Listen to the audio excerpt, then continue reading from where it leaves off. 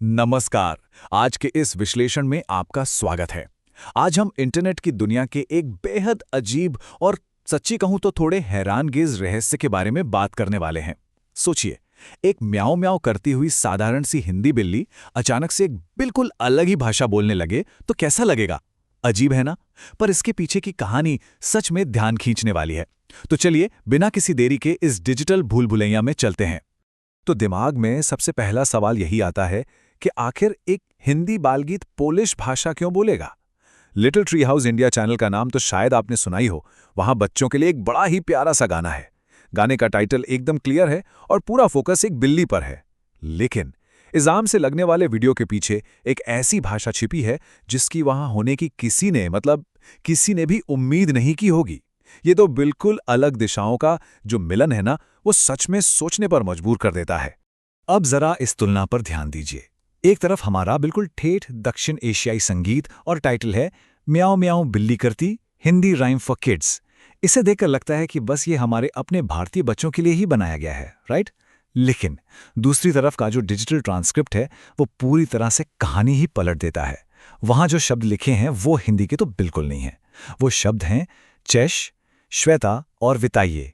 एक तरफ हमारी हिंदुस्तानी कविता और दूसरी तरफ सीधे पूर्वी यूरोप की भाषा। ये सच में इंटरनेट की एक अद्भुत सच्चाई है। अभिवादनों को समझना। आइए इस ट्रांसक्रिप्ट का विश्लेषण करते हैं।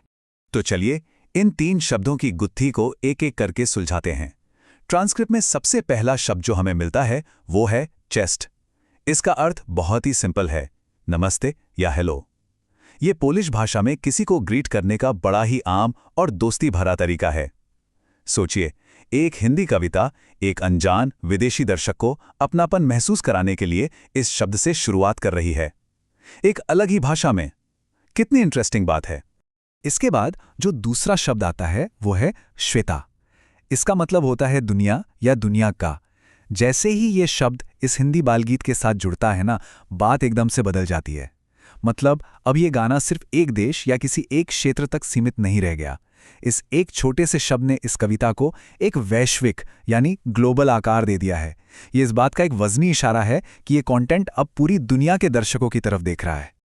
और आखिर में तीसरा और शायद सबसे जरूरी शब्द है विताइची। ये एक बहुवचन यानी प्लूरल पोलिश अभिवादन है जिसका मतलब होता है स्वागत है। जब एक से ज्यादा लोगों का स्वागत करना हो तब वहां इसका इस्तेमाल होता है। अब इससे ये बिल्कुल पक्का हो जाता है कि ये ट्रांसक्रिप्ट जानबूझकर बनाया गया है। एक हिंदी चैनल पोलिश भाषा बोलने वाले छोटे छोटे बच्चों का सामूहिक स्वागत कर रहा है। तो ये तो क्लियर है कि ये कोई आम टेक्निकल ग्लिच या गलती बिल्कुल नहीं है। सांस्कृतिक मिश्रण। क्या होता है जब एल्गोरिदम भाषा से मिलते हैं? अब थोड़ा पीछे हटकर इस पूरी पिक्चर को देखते हैं।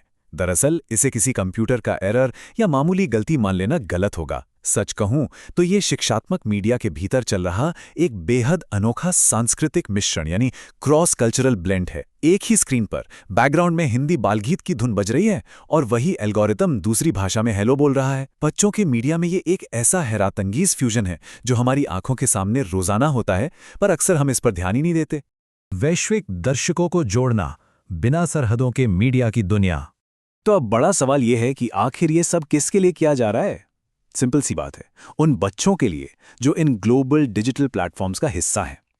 लिटिल ट्री हाउस इंडिया जैसे क्रिएटर्स अक्सर एक ही वीडियो में कई सारी भाषाओं को शामिल करने का प्रयास करते हैं। इससे होता यह है कि जो पुरानी भौगोलिक सीमाएं या जो बॉर्डर्स हैं ना, वो बिल्कुल टूट जाते हैं। नतीजा एक बिल्कुल देसी दक्षिण एशियाई संगीत में पूर्वी यूरोपीय शब्दावली घुल मिल जाती है ताकि पूरी दुनिया के युवा दर्शकों तक एक वैश्विक पहुंच बन सके। बड़ा ही स्मार्ट तरीका है, राइट? भाषाई पुल बनाना। आखिर कैसा होगा प्रारंभिक शिक्षा का भविष्य? इन अचानक जुड़ने वाले डिजिटल तारों को देखने के बाद हमारी प्रारंभिक शिक्षा यानी अर्ली लर्निंग के फ्यूचर पर एक नज़र डालना बहुत ज़रूरी हो जाता है। ये केस स्टडी एकदम परफेक्ट एग्जाम्पल है कि कैसे इंडिया में बनी एक म्याऊं म्याऊं करती बिल्ली का गाना हजारों मील दूर बैठे किसी बच्चे को कनेक्ट कर लेता है।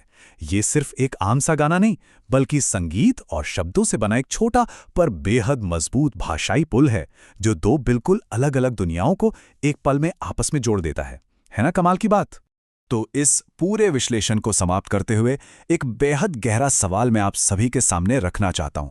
एक ऐसी नई पीढ़ी जिसका बचपन बिना सरहदों वाले इन ग्लोबल डिजिटल प्लेटफॉर्म्स पर बीत रहा है, आने वाले कल में उनकी सांस्कृतिक पहचान आखिर कैसी दिखेगी?